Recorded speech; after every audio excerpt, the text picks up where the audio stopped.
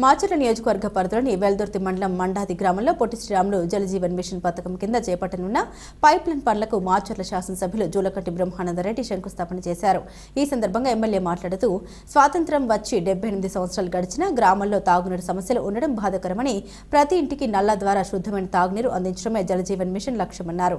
మాచర్ల నియోజకవర్గంలో సుమారు 800 కోట్ల రూపాయలతో తాగునీటి పనులు కొనసాగుతున్నాయని తెలిపారు.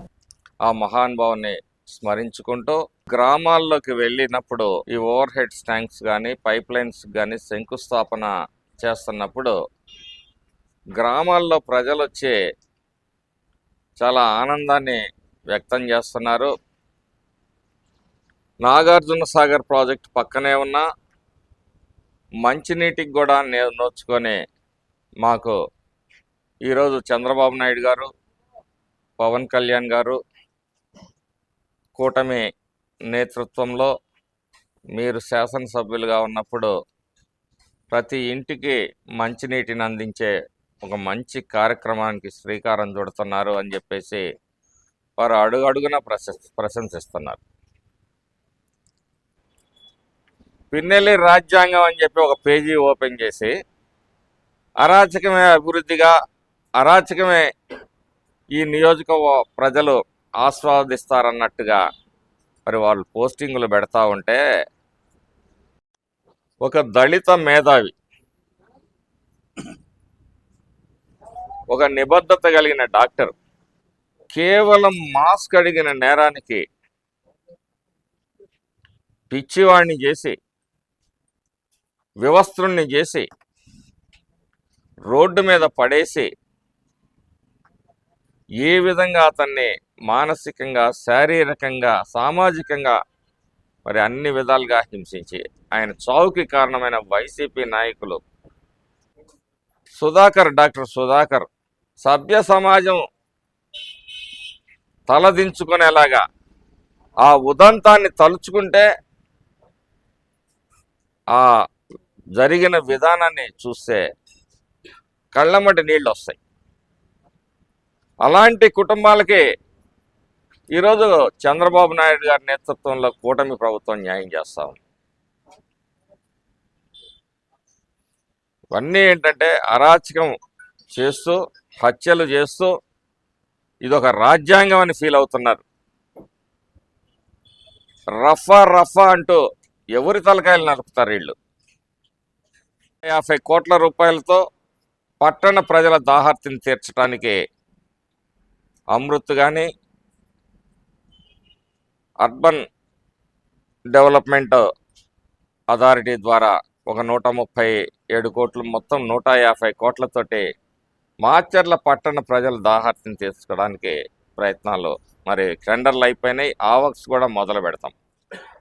ఎక్కడ చూసినా మాచర్ల నియోజకవర్గంలో ఏదో ఒక పని జరుగుతూ ఉంటుంది.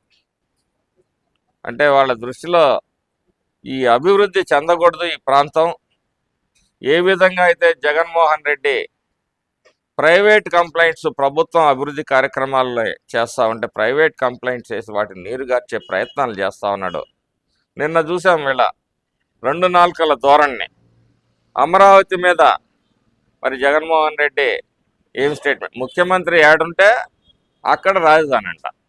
అంటే ఈయన ఇడుపులపాయలో కూర్చుంటే అక్కడ రాజధాని కడతాడా? చిరుమవుళ్ళ మధుబాబు గారికి మీకు అంతర్గత విభేదాలు ఉన్నాయి, ఇద్దరికి పడడం లేదని చెప్పేసి కొంతమంది సోషల్ మీడియాలో రకరకాలుగా ప్రచారం చేస్తున్నారు. దానికి ఏం చెప్తారు? కొంతమంది ఎవరు చేయట్లా. పిన్నెల్లి రాజ్యాంగం అంట. మరి ఇది ఈ పేరు ఎక్కడా నేను వినలేదు.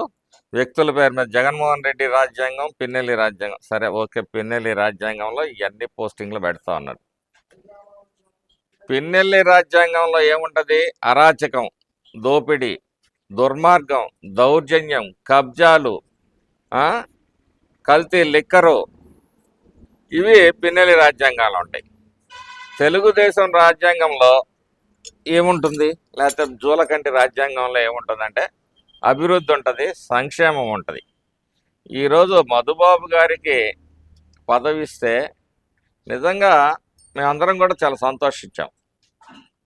ఎందుకంటే నష్టపోయిన ఒక నాయకుడికి పార్టీ న్యాయం చేసింది, నష్టపోయిన ఒక కార్యకర్తకు న్యాయం చేసిన మరి చంద్రయ్య తోట చంద్రయ్య కావచ్చు, జల్లయ్య కావచ్చు, అలాగే మరి గుండ్లపాడులో వెంకటేశ్వర్లు కావచ్చు, జవిశెట్టి వాళ్ళ బ్రదరు, దాని మీద కూడా రాయలసీమ విద్రోహి అని చెప్పి చిత్రీకరించే ప్రయత్నం వైసీపీ నాయకులు మాట్లాడుతూ ఉన్నారు. అందుకనే మేము పదే పదే అనేది ఏంటంటే, అయ్యా వైసీపీ నాయకులు, మీ నీతి నిజాయితీ నిబద్ధతను గురించి, మీ దోపిడీల గురించి, దుర్మార్గాల గురించి, దౌర్జన్యాల గురించి, మీ కబ్జాల గురించి ఏ సమస్య ఉన్నా అసెంబ్లీ సాక్షిగా మాట్లాడదాము, నిరూపించడానికి మేము సిద్ధంగా ఉన్నా అని చెప్పి మా నాయకులు మాట్లాడుతూ ఉంటే, అసెంబ్లీకి అయితే రారంట కానీ సంతకాలు పెట్టి ప్రజల సొమ్ములు మాత్రం కాజేస్తారంట, జీతాలు మాత్రం కావాలంట వాళ్ళకి. ఇది వైసీపీ నాయకుల పనితీరుకి నిదర్శనం అన్నమాట. ఒక బునుగు మీడియాని అడ్డం పెట్టుకొని అవాస్తవాలను ప్రచారం చేస్తూ, వాటిల్లోనే జీవిస్తూ, వాళ్లే ఏదో కాబోయే ముఖ్యమంత్రిలాగా వాళ్ళకి సునకానందం పొందుతూ ఉన్నారు.